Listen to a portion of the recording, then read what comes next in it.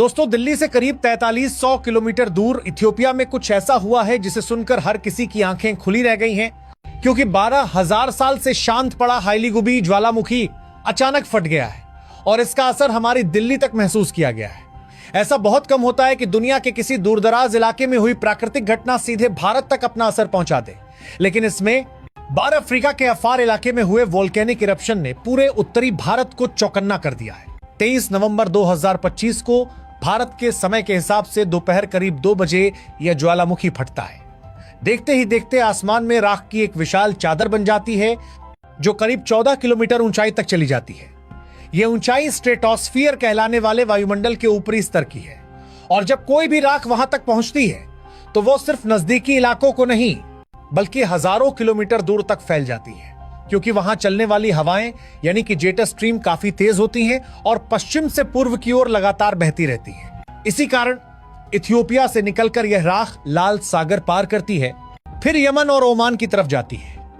वहां से अरब प्रायद्वीप को पार करते हुए पाकिस्तान के ऊपर से निकलती है और आखिरकार राजस्थान होते हुए दिल्ली के आसमान तक आ पहुंचती है।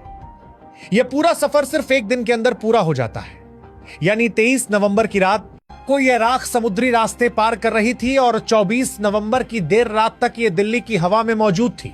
हालांकि यह राख जमीन पर नहीं गिरी है, बल्कि अभी भी वायुमंडल के ऊपरी हिस्से में ही मौजूद है। सैटेलाइट मैप्स जैसे कि टूलूज वैग से ली गई तस्वीरें साफ दिखाती हैं कि यह राख करीब 15,000 फीट से लेकर 45,000 फीट की ऊंचाई के बीच बह रही है। अगर हवाएं शांत होती तो यह राख सिर्फ 50 से 100 किलोमीटर के दायरे में गिर जाती, लेकिन जेट स्ट्रीम की वजह से इसने हजारों किलोमीटर का सफर तय किया। वहीं दूसरी तरफ वैज्ञानिक बताते हैं कि इस विस्फोट की तीव्रता इतनी ज्यादा इसलिए रही क्योंकि ज्वालामुखी के नीचे मैग्मा का दबाव अचानक बढ़ गया था। पूर्वी अफ्रीकी रिफ्ट वैली एक ऐसा इलाका है जहां धरती की प्लेटें लगातार अलग हो रही हैं और जब प्लेटें अलग होती हैं तो नीचे से मैग्मा उठता है। इस बार भी कुछ ऐसा ही हुआ है।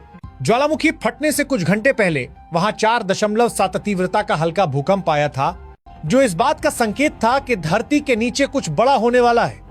वैज्ञानिक मान रहे हैं कि ज्वालामुखी के नीचे करीब 50 किलोमीटर लंबी मैग्मा की एक दीवार, जिसे मैग्मा डैम भी कहा जाता है, वह टूट गई थी और जैसे ही यह टूटा पूरा दबाव ऊपर की ओर निकल गया और हाइलीगुबी ज्वालामुखी हजारों साल बाद भारी मात्रा में राख और गैस उगलने लगा। यह ज्वालामुखी एक शील्ड वोल्केनो है, जिसका मतलब यह है कि यह चौड़े क्षेत्र में फैला हुआ होता है और इससे लावा दूर दूर तक फैल सकता है। इथियोपिया का अफार इलाका वैसे भी दुनिया के सबसे गर्म इलाकों में गिना जाता है। यहाँ तापमान 50 डिग्री सेल्सियस तक चला जाता है और वैज्ञानिक इसे पृथ्वी का नर्क भी कहते हैं, क्योंकि यहाँ मैग्मा की गतिविधि जमीन के काफी करीब रहती है। इसीलिए इस क्षेत्र को ज्वालामुखीय गतिविधियों के लिए एक हॉटस्पॉट माना जाता है। अब बात करते हैं कि इस राख में क्या था और इसका असर क्या हो सकता है। दोस्तों, सैटेलाइट डेटा के मुताबिक इस राख में सल्फर डाइऑक्साइड यानी SO2 गैस की मात्रा काफी ज्यादा है। यह गैस तब निकलती है जब ज्वालामुखी के अंदर का तापमान बहुत ज्यादा होता है और दबाव तेजी से बाहर की ओर बढ़ता है।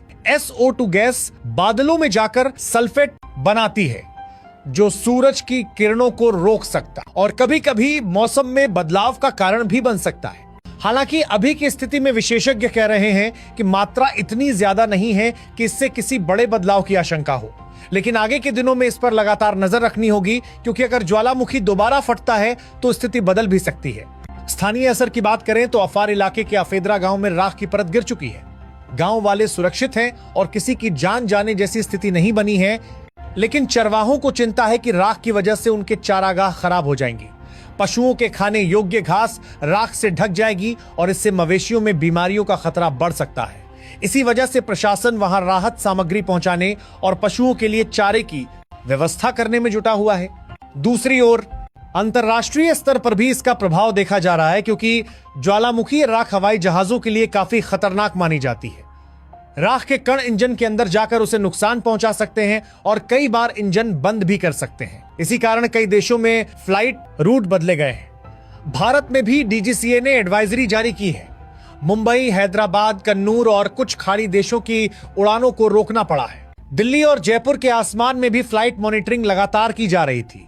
कई फ्लाइटों को डायवर्ट करना पड़ा है, लेकिन अच्छे संकेत ये हैं कि यह राख जमीन की हवा यानी सतह वाले स्तर में नहीं उतरी है। इसीलिए दिल्ली की हवा में जो प्रदूषण है वह इस राख की वजह से नहीं बढ़ा है, बल्कि दिल्ली का जो प्रदूषण है वह अपने स्थानीय कारणों से ही बढ़ा हुआ है। किसानों की पराली का असर, वाहनों और फैक्ट्रियों का धुआं और मौसम की नमी, इन सब की वजह से AQI पहले से ही खराब है। IMD के निदेशक M महापात्रा ने भी कहा है कि यह राख नीचे न ही उतरेगी, इसलिए PM 2.5 या PM 10 के स्तर पर इसका ज्यादा प्रभाव नहीं पड़ेगा।